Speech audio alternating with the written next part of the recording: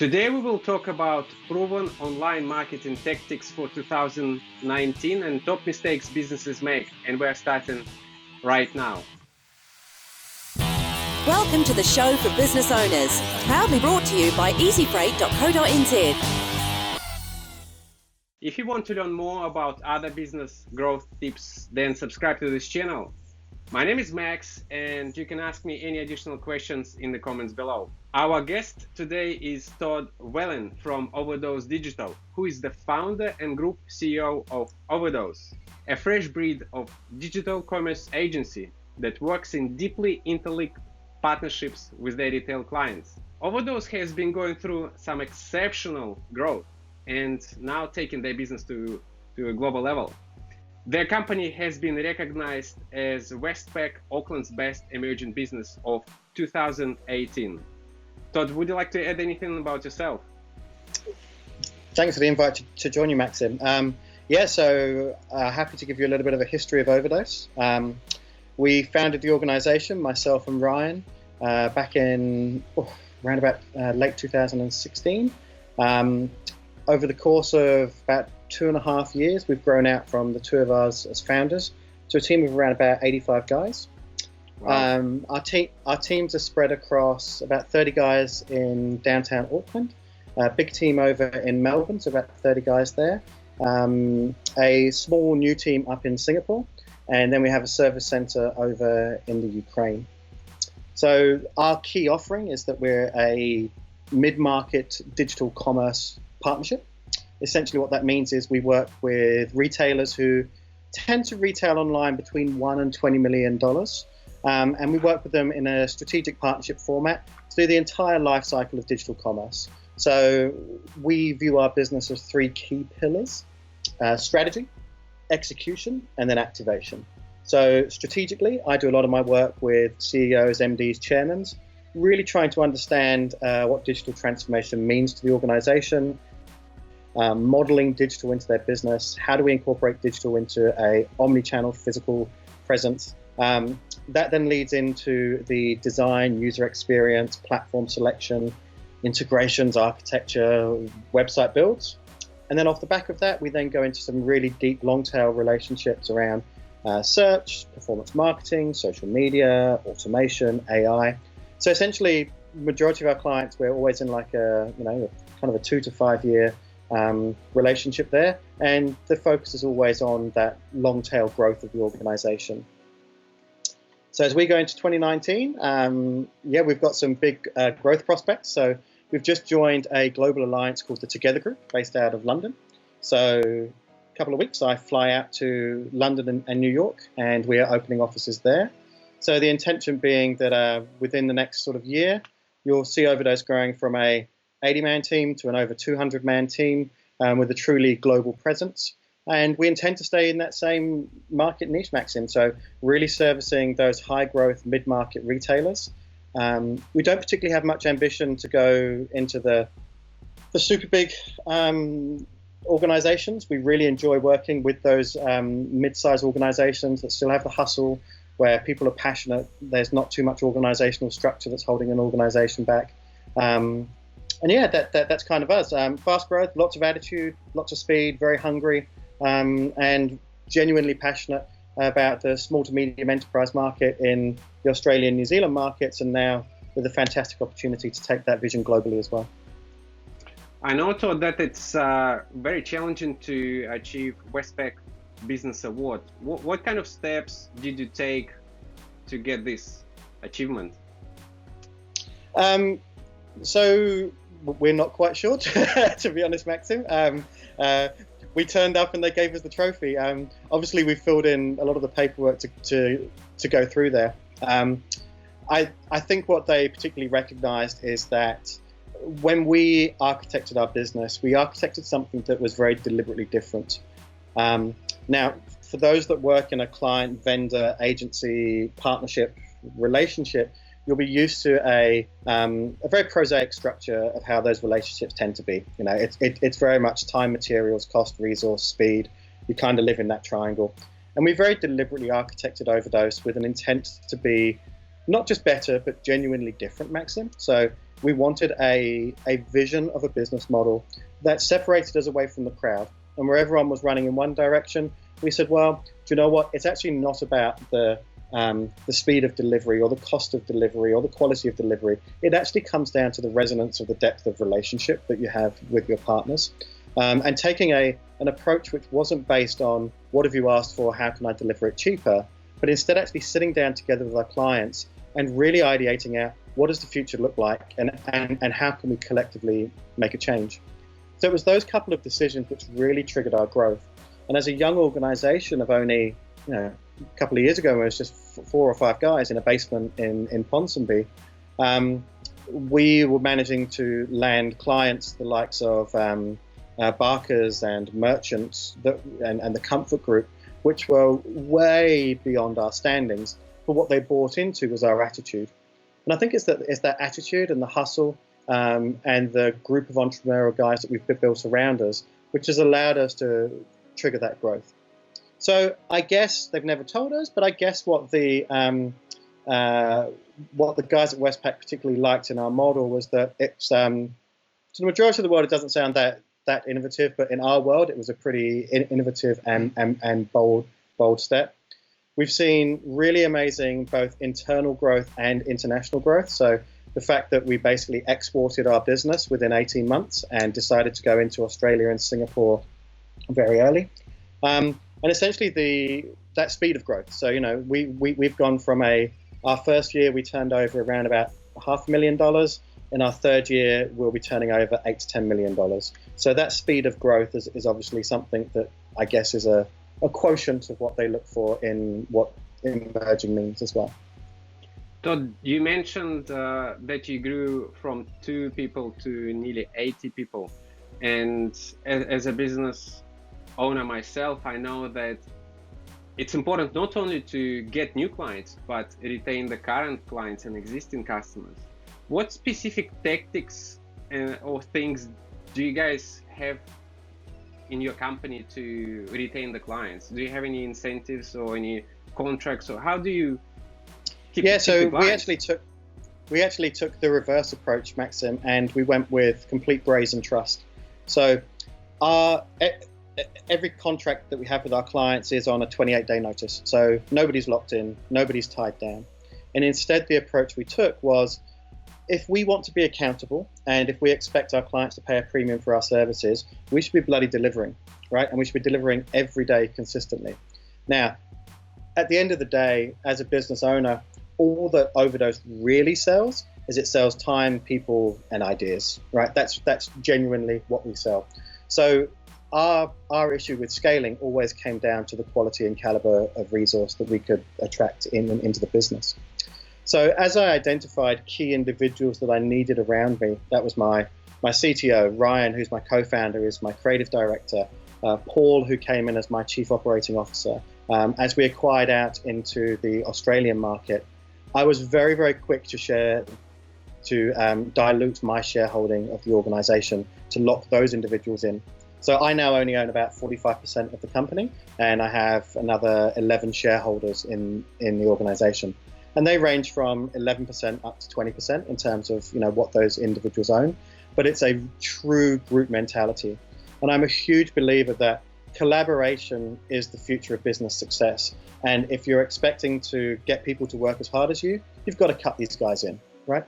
Now, we've taken that to the next level with where we're going through this global growth now.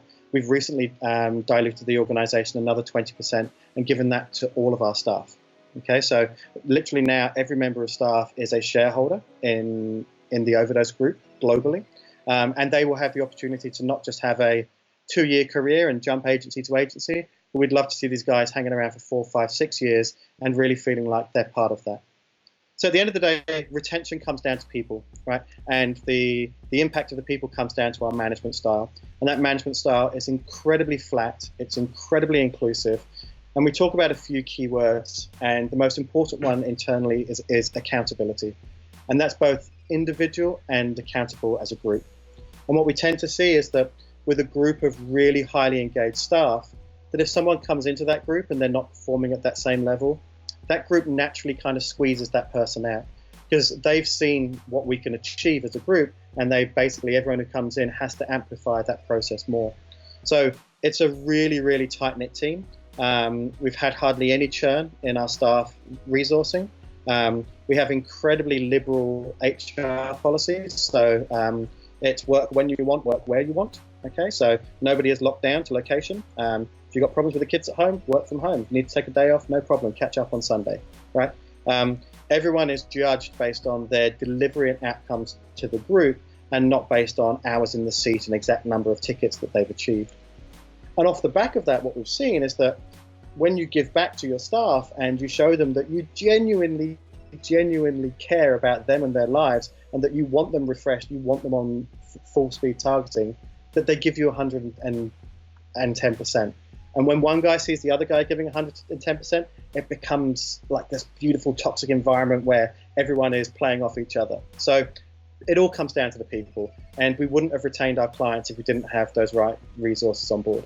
I think another interesting part of that as well is that a lot of our resourcing has been quite organic as well. So a lot of our development and marketing and account management teams, whenever we have new roles available, we tend to fill probably 60-70% of those off of internal referrals. And that again keeps that accountability high because someone's backed you in, right? We've used I think we made one hire through a recruitment, and it didn't work. So we've never used a recruiter at all. And now we're really lucky that we probably on a weekly basis have people hitting me up going, hey, I've heard what you guys are doing. I want in. How do I make that happen? And in fact, we just hired a head of business development who cold called us and said, I work here. I want to work for you. This is where I want to be.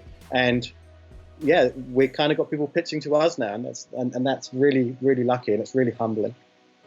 I 100% agree with you, Todd. If you look after your team, they will take care of your staff, and they will take care of your clients as well. So it's all connected. Todd, you've got a unique position where you work with dozens of small and big brands, and you see what's working and what doesn't. What do you think are going to be the trends of 2019 in terms of the marketing? Yeah, so we get into some interesting situations. So if you look at New Zealand, we probably look after, just as an idea, 3 of New Zealand's largest suiting and menswear companies who are all direct competitors, right? Now, we get into some very awkward positions there where those guys all want us to be exclusive, but we can't be exclusive in what we do. But what we have the opportunity to do is, because we see such a broad diversity of businesses, that the learnings that we get off of that are applicable out to a much broader market. So what's been happening over the last sort of 2 years, there's many trends that have happened. If you look at a systems architecture trend, there's been a definite move from what we refer to as hosted open source into what we now refer to as a SaaS cloud environment. Okay, so typically, if you were working with a commerce agency in a high $1 million space in terms of revenue, you'd probably be paying $200,000 or $300,000 for the website and the tools that you'd be buying, and it would usually take you sort of 6 to 9 months to get to market. Now that's still the truth if you are in a particularly complex, combined B2B, B2C, multi-currency, multi-location environment. But if you're in a much more linear environment where you're a single store just in New Zealand dollars with one revenue source, you can now look at products such as your Shopify, BigCommerce, Volutions, that allow you to get to market a lot quicker. But what you have to do is you have to change your shape of the model to fit that platform, right? So we've seen that as a real trend that's happened in the market, and Shopify has been the leading light there. That has certainly reduced the time to market. It's reduced the cost of ownership, and it's reduced the cost of the build as well. So that's one key trend that's happened there. As that product line has evolved, what you've also seen is that you've had a lot of other tools that have evolved in the background. So your Snapchat, your Instagram stories, your Facebook canvases, your Pinterest. So all of these platforms have meant that the experience is now happening off website. So what used to happen 2, 3, 4 years ago was that you would build these incredibly intricate, detailed experiences that would happen on your website. So you'd have interactive lookbooks and hotspots and these very, very clever solutions. That was because we were using the website to drive conversion and drive intent and experience. That experience has moved off-site, okay? And what that means is that the website itself has become much more transactional in nature. So now, when someone sees your amazing Snapchats and videos on Instagram and they choose to come to your website, they've already had that experience and their intent level is higher. So what that means when you are building your user experience for your website is there has to be a much more linear path to purchase and a much deeper understanding of those unique conversion triggers. Because psychologically, in the majority of cases, that conversion happened at the point of where they double tapped on that photo on Instagram. And then it's our job as marketeers to guide you through that process from inspiration to conversion. Now, that then changes our role as marketeers, Maxim. Okay, so historically, it used to be our job as marketeers to grab these customers and drag them kicking and screaming through this website, and we would hound you with remarketing. If you looked at a pair of sneakers, we'd show you that same bloody pair of sneakers 10, 15, 20 times until you gave in. That's now changed, and we have to live in this environment of what I refer to as much lighter touches and building more of the breadcrumbs. So with the democratization of the internet, where any player can take on the big boys, we now have to accept that the control has passed from the retailer now into the consumer's hand. If the consumer has so many platforms to engage with, so many retailers throwing them up similar products and similar options, and even be that your Alibabas and your Amazons trying to parallel import into the country and competing direct, we have to pass the ownership over to the consumer, and it's our job as retailers and marketeers to be there and do those light touches along the way and guide the path. And it's more of a hand-holding exercise than pushing behind. So with that, you'll notice the candor and style of marketing will start to change. The spam and slam and just spray it wide. It still works a little bit, but it's starting to die. And now we're getting more into this space where we need to tell programmatic stories. So let's look at an example, right? So if you've gone and looked at a pair of sneakers online, and historically we would show you 5 other similar pairs of sneakers, or one higher or one lower, all the same pair of sneakers 20 times, and we chirped you on every platform and every banner ad. Now what we do is use a process of what we refer to as shoelacing. And what that means is we're going to start telling you a story about that product and the features and benefits, as opposed to just going buy, buy, buy. So let's look at that pair of sneakers. Let's use something like an Allbirds, for example. Instead of showing you, here's the sneakers, would you like a 10% off coupon, we're going to tell you an eco story about that product. We're going to start talking about design provenance. We're going to start talking about other consumers who have looked at that product. We're going to talk about social proof, right? What we're not going to do is go straight for the jugular and discount until you purchase, okay? So that race to the bottom has happened. Everyone's now having to come up a bit, and we now have to start talking about the value add and the benefits and gains of that platform, not just driving a hardcore conversion. So I think the biggest change that I see is just marketers have to think a lot more and earn their right to convert, not just rely on programmatic tools where we force feed consumers. So those that will win are those that are driving really high quality content, have got a really smart understanding of consumer intent, understand the difference between features and benefits of their product, and genuinely are looking at everything from a consumer perspective, not a CFO's bottom line conversion perspective. And look, there's heaps of other tools coming to market. Voice search is a thing now. You've got, I think in 1 month's time, we release our first client who's going to have a augmented reality website where you'll be able to buy kitchen hardware, and you'll be able to literally see a tap on the desk and you can turn it on and water comes out, and you can walk around that with your phone. So that's a thing now. You're going to see image search as a real thing in fashion now. Take a picture of a jersey you like in a shop and do image recognition and find other websites that do that. So optimizing your website to make sure that your images are searchable, that's going to be a real key benefit. But the majority of all of these are sort of flourishing in the 1% to 2% space, Maxim. The core of commerce and marketing hasn't changed, right? You need good products, it's got to be well priced, it's got to be well marketed, you have to understand your consumer. Google and search will still be king, and you just have to keep on pushing through those channels. Todd, you mentioned a lot of different tactics, voice search and social media, and I've met a lot of business owners who've got big and medium-sized and small-sized companies, and some of them even haven't detached themselves from the idea of paper advertising. How do you suggest those business owners to work out when is the right time to do a different type of marketing? Because it will require a lot of expense, right? You either have to hire a digital agency or correct. Inside. So I'll give you some I'll give your audience some free consulting here that we usually charge a lot of money for. Okay. So here's the truth. Facebook, Instagram, all these guys are incredibly good at convincing you to advertise, okay? And there is a whole raft of guys out there on the market that are snake oil salesmen that will tell you, we'll run your Facebook ads and we'll take 5% of your revenue, okay? If it's too good to be true, it is too good to be true. Yeah. Now, the truth here, and this is really important that we understand this, is that any marketing campaign that you run on Facebook, and again, let's go back to that selling a pair of sneakers example.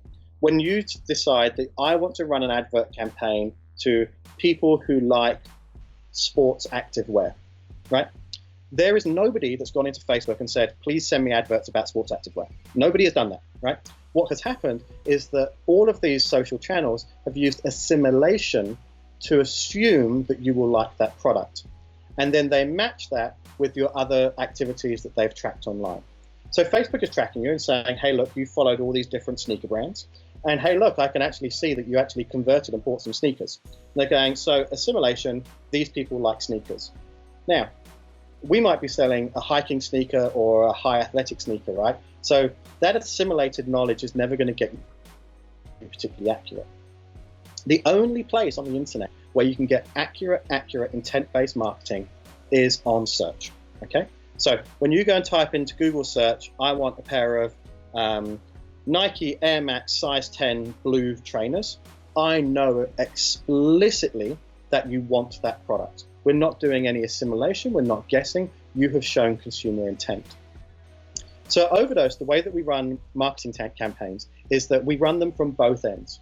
We run them at one end, where we're doing everything from a brand and consumer reach perspective, and at the other end, we're running at them from consumer intent, which is based on search. In the middle, you arrive at a space which is social media, but you don't start there, okay? So what we would do is we would be running SEO before we'd be running marketing. We'd be optimizing our site. We'd be understanding what is the traffic we want? What is this consumer that should be coming to our page? As they come into our website, we then collect and build audiences. Now, we might not know your email, we might not know enough about you, but we can still get you into an audience and we've got you pixeled and we can market to you. We'll then slowly build up an audience of people who visited page about Nike sneakers that came through search. We've then got an audience of people who we know like that bloody product, right? We'll then push that audience up into a social space and then we'll start marketing to those people. And then we will ask we'll ask Facebook to say, right, of this snapshot of 200 people that we have laser targeted, can you please now tell me other people in that lookalike audience? And that will then go and hit their peers and their influencers and stuff like that. That process is how we get crazy return on investment for our clients, because we're not guessing. There is zero guesswork in there. We're using intent to then drive an audience, and then from the audience, we then ask to get that little assimilation layer so we can then blossom out to those larger layers of the onion skin. With the brand space, you have to write off those budgets in different ways. So a key thing for any CMO out there is they need to chop up their marketing budgets into marketing which is there to drive revenue and marketing which is due to drive awareness. Okay? What we see all the time, Maxim, is people, new sneaker brand runs these adverts on Facebook and they get zero conversions. they may have actually acquired 1,000, 2,000 fans, and a couple of people have been talking about their product, but they would look at that and say, well, that's a resolute failure. It's actually not a failure. It's actually a misunderstanding of how marketing really works. And it's that assumption that I can hit you with one piece of content and you will fall down my funnel and automatically convert. And the truth is, current standards is we're looking at around between 12 to 20 touch points to generate a conversion. Okay, so that might be seeing a picture on Instagram, seeing you inside search, seeing a Facebook post, seeing a billboard ad, seeing your store, seeing a friend with those shoes on. But we tend to see 12 to 20 as your normal touch points. So if you're running a marketing campaign, which is assuming I can introduce you to a new brand and just hope it works, good luck, because you're actually not going to be successful there. So you have to build value in different ways. So you look at one budget and say, right, this is money I'm going to give that is wholly represented to generate conversion. So that's working from the search intent upwards. This other budget I'm going to give you is to build brand awareness, and that's going to go from a top of funnel downwards. And that is to drop more people in the top, and then the other processes should drip them down. So look, we've got guys here. I think, in fact, just at a small business level, we took on a new client who sells specialty gin online. Okay, they'd never actually done any digital marketing. They'd been in market for about a year. They were doing around about $500, $600, $700 a day in revenue. Okay, so nothing exciting, but it was a good one-man band of a business. We took this approach and we ran a $3,000 marketing campaign across December, and we grew them out in 1 month from a usual $15,000 a month revenue to around about a $70,000 to $90,000 in revenue. And all that was doing was touching the right people at the right time. So you don't need to spend huge money on this. You need to spend smart money. Now, that comes back again, would be my last point of this maxim, into how you use your digital agency to run your ads. Now, for goodness sake, do not run ad campaigns where your agency is getting a commission on what they spend. Okay, so this is the old way that agencies used to work, which would be that we're going to book for you $10,000 worth of adverts, and for every $1,000 worth of adverts we book, you have to give us a certain commission on that, and that's our payment for doing that. It's the worst possible way you could do business, because what you're basically saying to the agency is spend more money and I'll give you more money, right? It's you're guaranteed to lose there, and there's hardly any motivation to make these things work. The second one, and what then happened, was that the agency started saying, well, instead of giving me a percentage of the spend, give me a percentage of the revenue that we generate for you. Now, that again is really dangerous, because what you start doing is you start passing your whole marketing message onto this marketeer. And when we're in this world of doing highly personalized adverts and gamification, what you then are motivating these guys to do is to create sales at any cost, right? So don't do that either. Right? The way to use your marketing agency is to pay them a service fee for their hours and their time to run really good cost-effective campaigns, and then give them a budget to work with. And a really smart agency will go, right, you're going to give me $5,000. It's going to cost you in resource $2,000, $3,000, $4,000 for me to run this, but we want to hit this KPI together. And set those KPIs together and build campaigns together and get involved with how those campaigns are being architected, so that in the future, you can take those back and start running them internally. And any good agency that's worth its salt should be doing heavy lifting for you. And that's why we call ourselves consultants, right? Is that we're consulting. We shouldn't be there every day to run your business. We should be there to educate and help you grow as an organization, and put some of that knowledge into your team, however junior or senior. And so that whenever you come back to your consultant agency that's charging you $150, $200 an hour, that these guys are adding value and not just rinsing and repeating, right? So we should be doing the heavy lifting. You should be learning off the back of those skills, and then you should be able to re-implement those. And then your cost of ownership with the agency starts to go down, or if you love them, like thankfully lots of ours do, is you give us lots of new and other things to be getting on with, but that you're always in this net sum growth. So never view that agency as an outsource. View it as a value add that complements, and make sure that you're learning through that process as well. So the interesting that you mentioned about rewarding your service provider, and as a business owner myself, I'm interested in the return on investment, and I'd like to know your opinion on a different way of working with a digital agency. For example, is it possible? I don't know. Is it happening on certain type of marketing campaigns where you can share the actual benefit that the client will receive? I don't know if it's a commission, a 50-50 split, or some kind of percentage. Because in this way, I can see the actual results. And when I spend $5,000, it doesn't mean that I will get $10,000 back, right? Yeah, so we have 3 or 4 of those relationships, Maxim. In fact, a couple of them, we've even taken equity in our client's business. But there is a couple of those relationships where we take a percentage of the total revenue of the business. Now, I have no problem with you building out a reward mechanism where your agency gets to clip the ticket, but that clipping of the ticket should be across the whole semantics of the business and not on one campaign.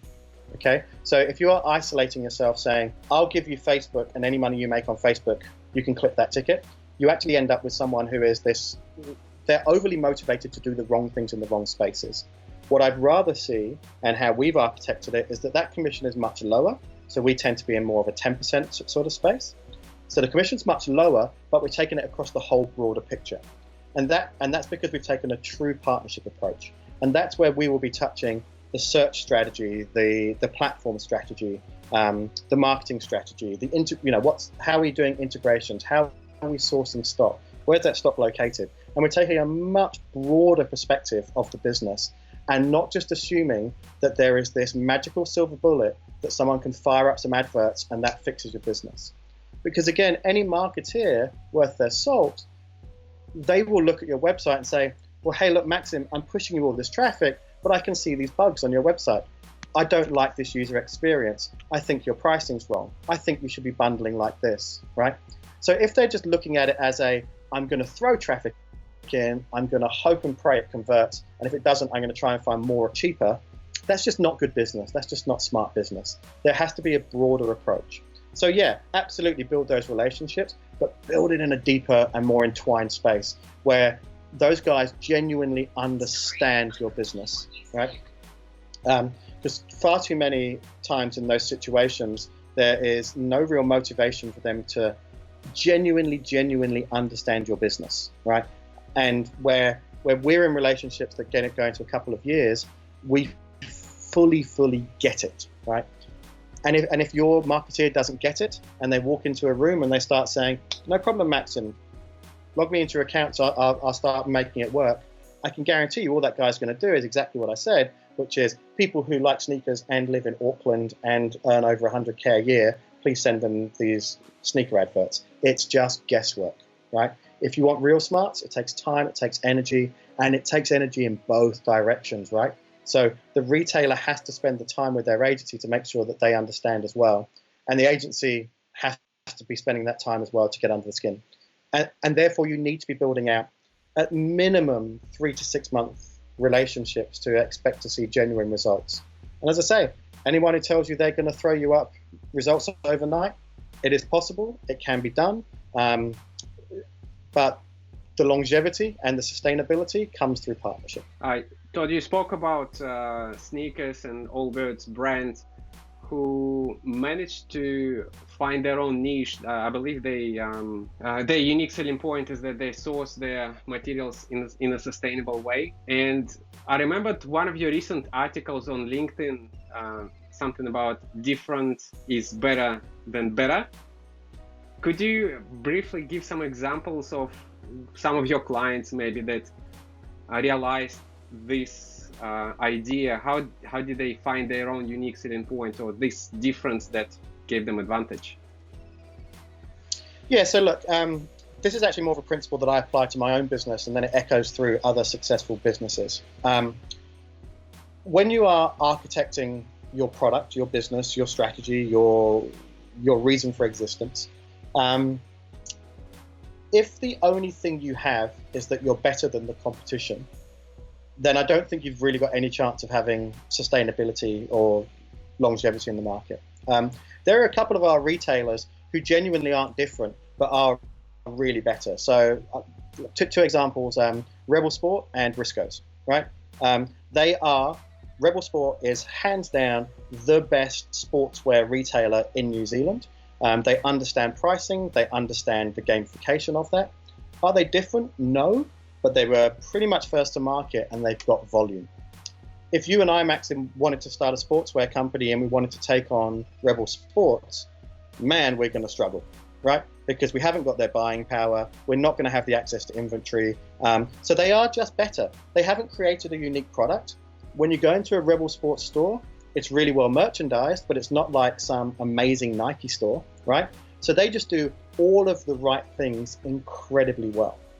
So if you want to break into these spaces and you want to take on the industry giants, they've just got too much mass and volume around them. So I look at businesses a little bit like sort of like these solar planets that have gravity towards them. And so now that we've got Todd and Maxim Sports, we're kind of gravitationally pulled towards Rebel, right? And we start thinking, God, that's where it is. It has to be price driven, right?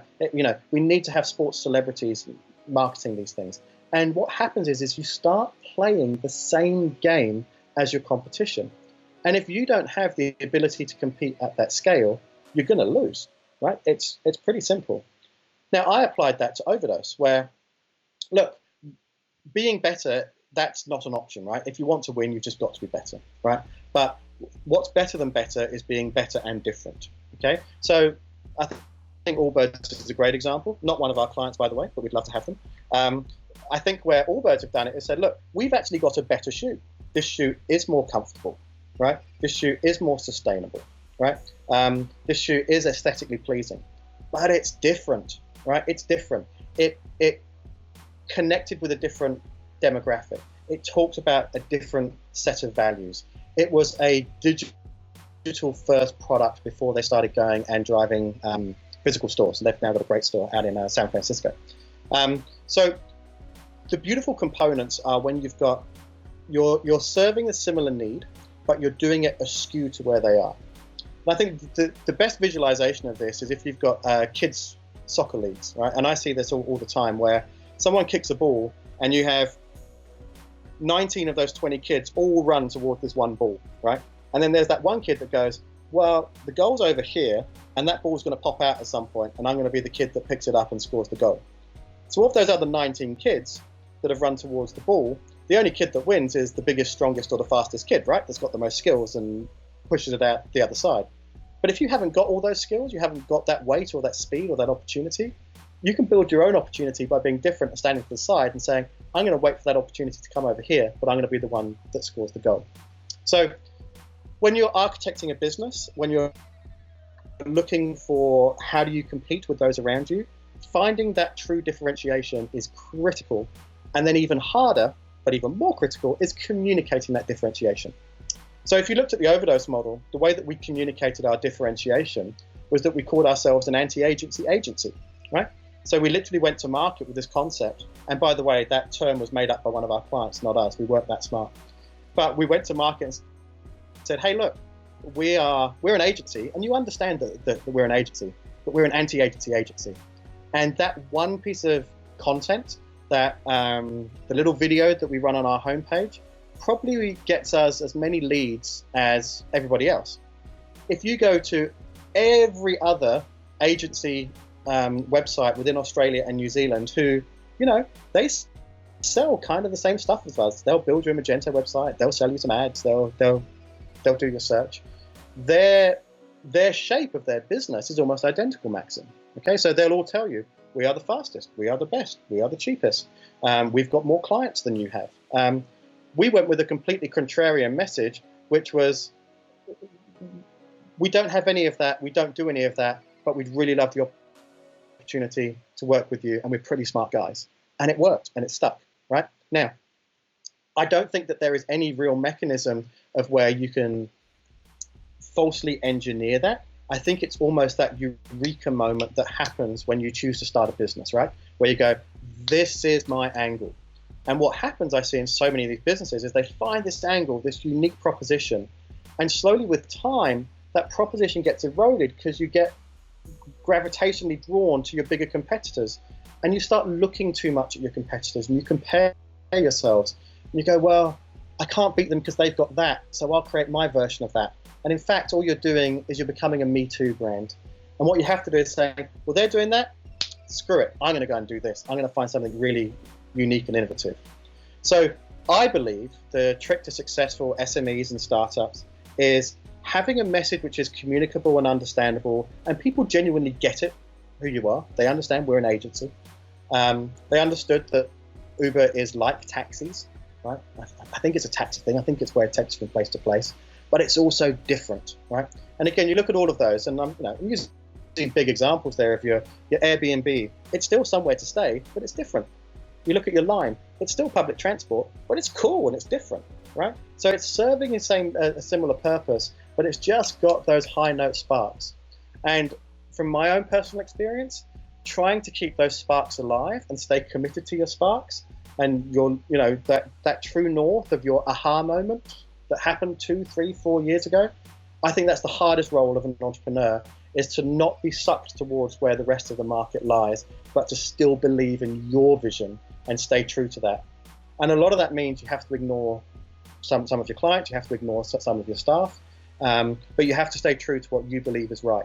And the quickest way to not achieve that is to overanalyze your competitors and to spend more time looking at their business than you do at your own.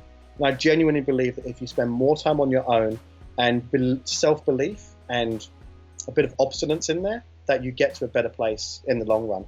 But it means that you're fighting that harder battle. And the harder the battle, I think the bigger the rewards are that come from it. Todd, we can talk for hours, and I really appreciate your advice. Would you like to mention anything else, or say how can people find you? Sure, yeah. So we're Overdose Digital, overdose.digital.